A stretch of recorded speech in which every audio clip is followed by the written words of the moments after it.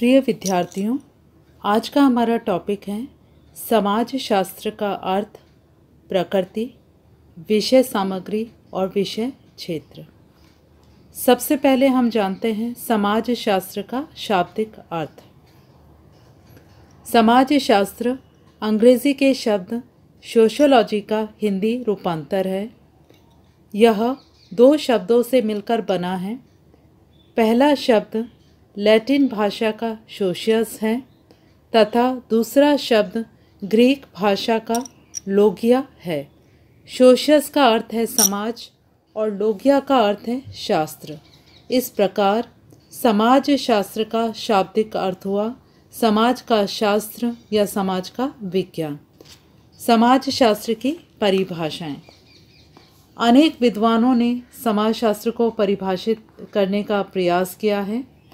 अलग अलग विद्वानों ने अपने अनुभव, रुचि और दृष्टिकोण के आधार पर समाजशास्त्र की परिभाषाओं के विभिन्न पक्षों पर प्रकाश डाला है। अध्ययन की सुविधा के लिए इन परिभाषाओं को निम्नलिखित 6 वर्गों में विभाजित किया गया है। नंबर 1, समाजशास्त्र समाज का विज्ञान है। अनेक विद्वानों ने समाज शास्त्र को समाज का अध्ययन करने वाला विज्ञान बताया है। समाजशास्त्री बोर्ड के अनुसार समाज शास्त्र समाज का विज्ञान है।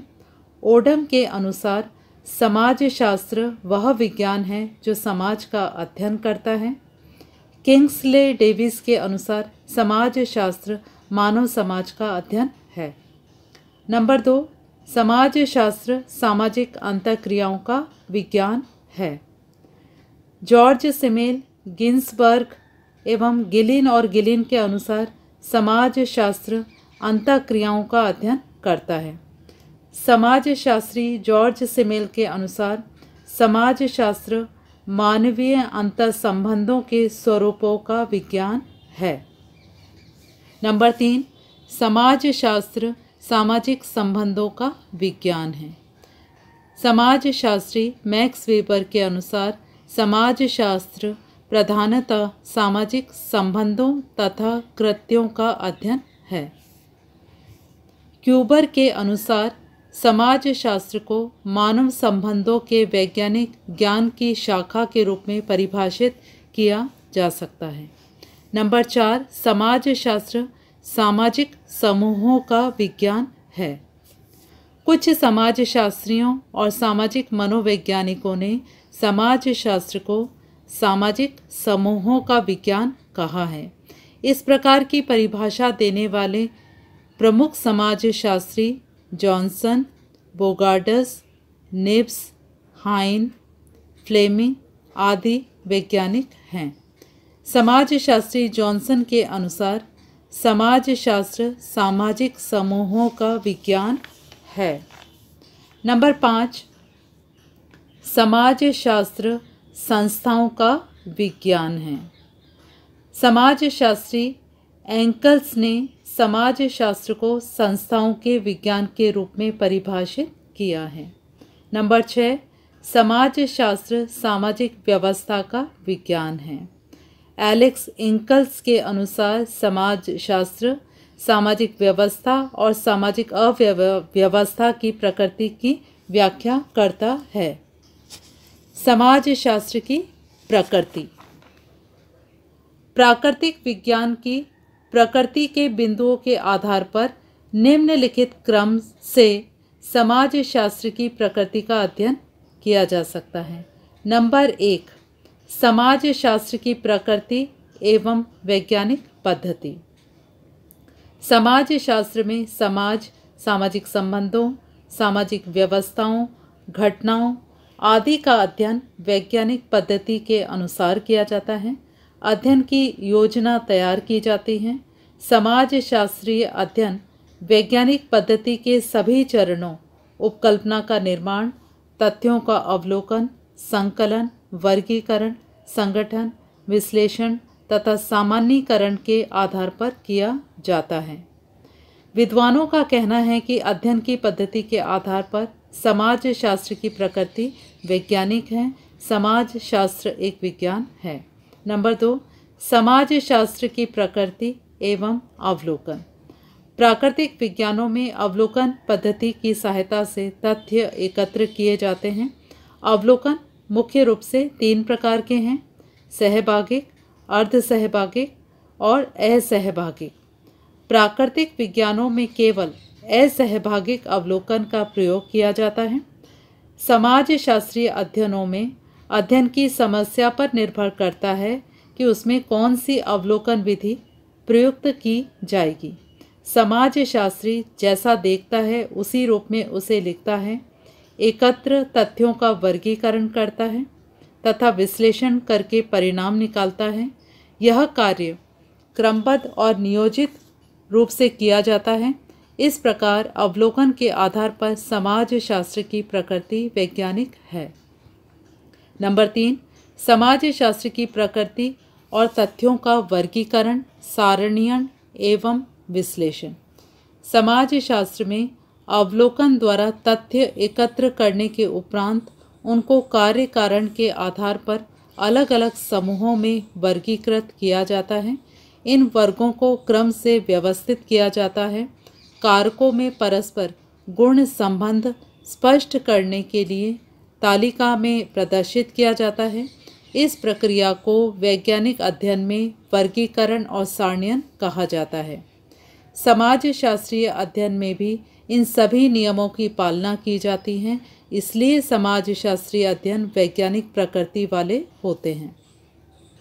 नंबर 4, समाजशास्त्र की प्रकृति और सामान्यीकरण। वैज्ञानिक अध्ययन का प्रमुख और अंतिम चरण सामान्यीकरण होता है। इसमें प्रथम चरण में जो उपकल्पना का निर्माण किया था उसकी जांच की जाती है तथा तथ्यों का सामान्यीकरण किया जाता है। समाजशास्त्रीय अनुसंधान में भी अंतिम चरण सामान्यीकरण का होता है, जिसमें समाजशास्त्री एकत्र तथ्यों का वर्गीकरण, सारणीयन आदि करने के बाद निष्कर्ष निकालता है। प्रारंभ में जिस कल्पना को लेकर वैज्ञानिक चला था उसकी जांच की जाती है। यदि वह उपकल्पना सिद्ध हो जाती है तो समाजशास्त्र में वह सिद्धांत के रूप में स्थापित हो जाता है। नंबर 5, समाजशास्त्र क्या है का अध्ययन करता है। समाजशास्त्र क्या है, कैसे है, क्यों है, क्या होगा का अध्ययन करता है, लेकिन क्या होना चाहिए इस पर वह कोई टिप्पणी नहीं करता है। नंबर 6, समाजशास्त्र कारण प्रभाव संबंधों की व्याख्या करता है। समाजशास्त्र में कारकों का अध्ययन किया जाता है। घटना के परिणामों के कारणों की खोज की जाती है। कोई घटना किन किन कारणों से घटती है इसका वर्णन किया जाता है।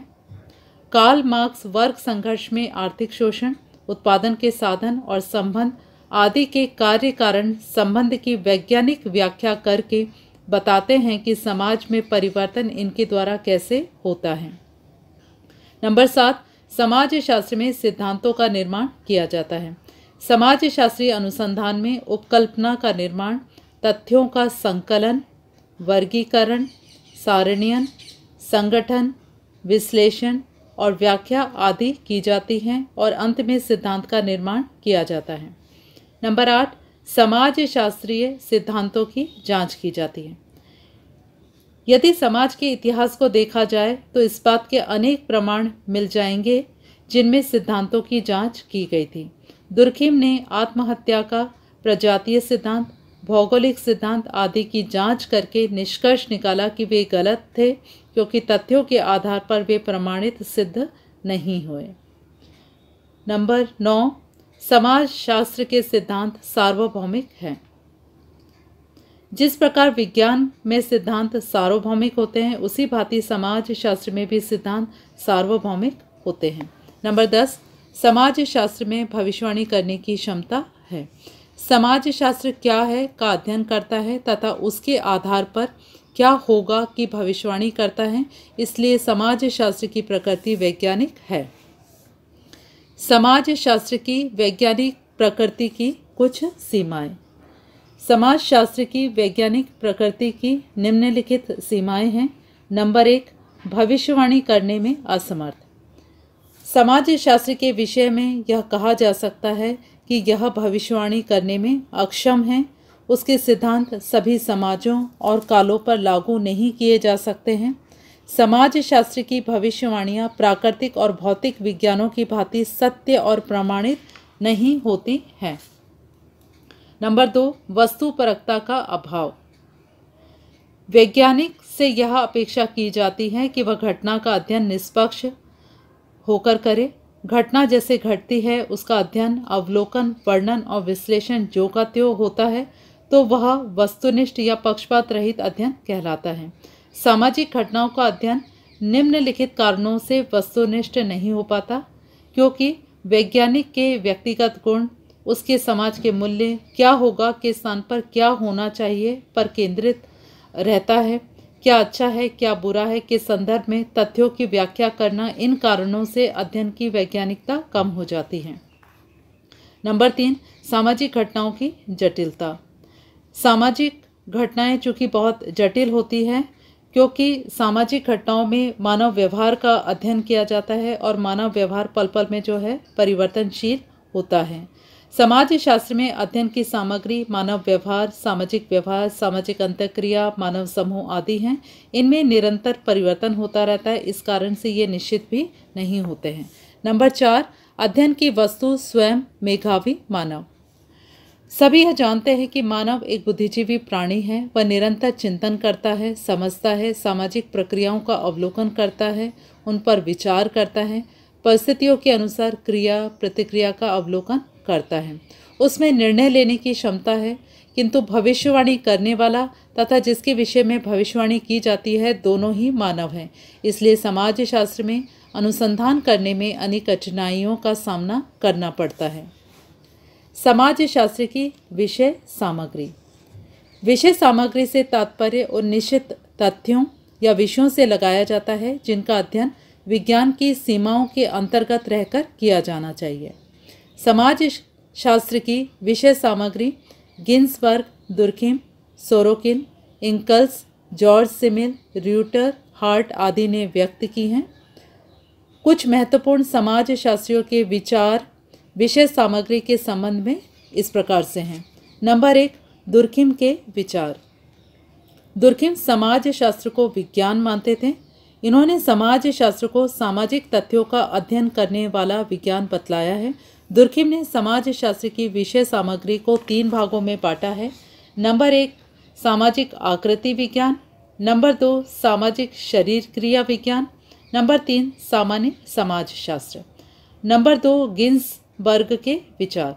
गिन्सबर्ग ने समाज शास्त्र की विषय सामग्री को निम्नलिखित 4 शाखाओं में बांटा है। नंबर 1, सामाजिक आकृति विज्ञान। नंबर 2, सामाजिक नियंत्रण। नंबर 3, सामाजिक प्रक्रियाएं। नंबर 4, सामाजिक विकृति विज्ञान। नंबर 3, सोरोकिन के विचार। विभिन्न सामाजिक घटनाओं के वर्गों में परस्पर संबंधों और सह संबंधों का अध्ययन है, जैसे आर्थिकी और धर्म, परिवार और आचार, न्याय और आर्थिकी, गतिशीलता और राजनीतिक घटना आदि। विभिन्न सामाजिक और असामाजिक घटनाओं में परस्पर संबंधों तथा सहसंबंधों का अध्ययन है। भौगोलिक परिस्थितियों का सामाजिक घटनाओं तथा प्राणीशास्त्रीय परिस्थितियों का सामाजिक घटनाओं पर प्रभावों का अध्ययन समाजशास्त्र में किया जाता है। सभी सामाजिक घटनाओं की सामान्य विशेषताओं का भी अध्ययन किया जाता है। इस प्रकार से सोरोकिन ने समाजशास्त्र की विषय सामग्री को बतलाया है। नंबर 4, इंकल्स के विचार। समाजशास्त्री इंकल्स ने समाजशास्त्र की विषय सामग्री की सामान्य रूपरेखा प्रस्तुत की है, जिसमें समाजशास्त्रीय सामाजिक जीवन की प्राथमिक इकाइयाँ, आधारभूत संस्थाएं, मौलिक सामाजिक प्रक्रियाएं आदि को सम्मिलित किया है। धन्यवाद।